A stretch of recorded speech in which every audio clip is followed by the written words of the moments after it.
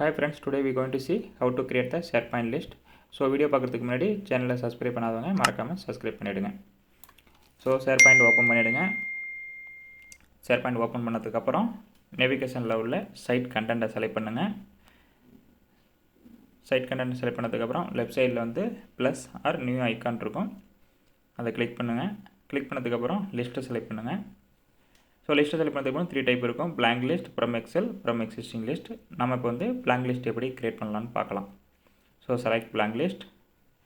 So blank list select பண்ணதுக்கப்புறம் name நீங்கள் வந்து உங்களுக்கு எப்படி வேணுமோ அதை நீங்கள் வந்து செலக்ட் பண்ணிக்கலாம். ஸோ நம்ம எக்ஸாம்பிளுக்கு நேம் டைப் பண்ணுறேன். ஸோ நேவிகேஷன் டிக் மார்க் கொடுத்தீங்கன்னா ஆட்டோமேட்டிக்காக நேவிகேஷனில் உங்கள் லிஸ்ட் வரும். கிரியேட் கொடுங்க. ஸோ நம்ம இப்போ வந்து நேவிகேஷனில் லிஸ்ட் ஆட் ஆகிடுச்சு. எப்போ நம்ம லிஸ்ட் ஆட் பண்ணாலும் டிஃபால்ட்டாக டைட்டில் காலம் கிரியேட் ஆகிடும். ஸோ காலம் செட்டிங்கில் போய்ட்டு ரீநேம் சேஞ்ச் பண்ணிங்க.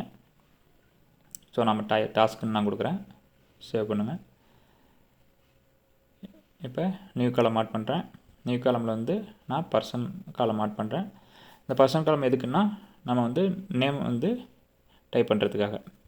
ஸோ நம்ம அக்கௌண்ட்டில் உள்ள நேமெல்லாம் ஆட்டோமேட்டிக்காகவே இதில் வரும். நான் ஜஸ்ட்டு நேமை டைப் பண்ணால் போதும், ஆட்டோமேட்டிக்காகவே அங்கே வரும். ஸோ நெக்ஸ்ட்டு அதர் காலம் நான் டைப் பண்ணுறேன். ஸோ இப்போ வந்து டேட் காலம் நான் செலக்ட் பண்ணுறேன். ஸோ ஃபீல்டு வந்து டார்கெட் டேட் கொடுக்குறேன்.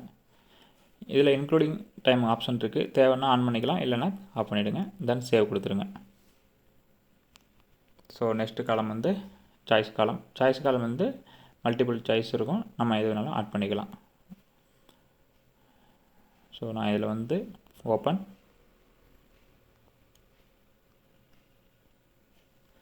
open, close and in flux.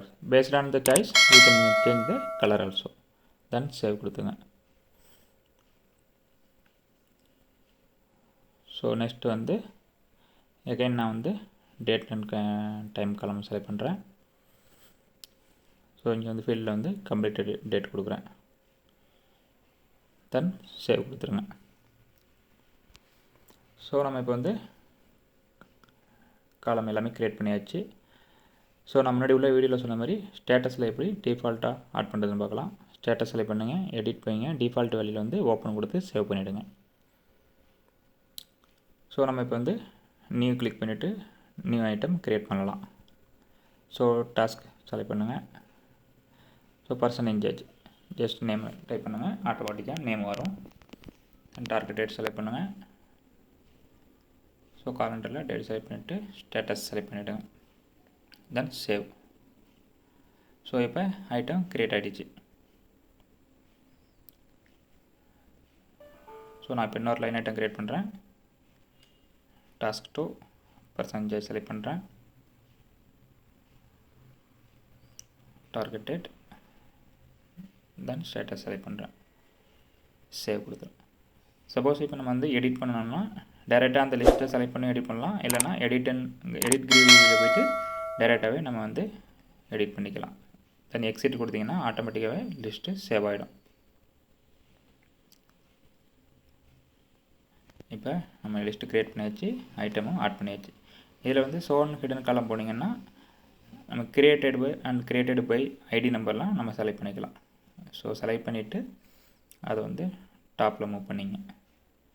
ID கிரியேட்டடுனா created date, created பைனா யார் லிஸ்ட்டை க்ரியேட் பண்ணால் அப்ளை கொடுத்துட்டிங்கன்னா இங்கே ஆட் ஆகிடும். ஸோ நம்ம இப்போ வந்து லிஸ்ட்டு க்ரியேட் பண்ணியாச்சு, லைன் ஐட்டமும் ஆட் பண்ணியாச்சு. தேங்க்யூ.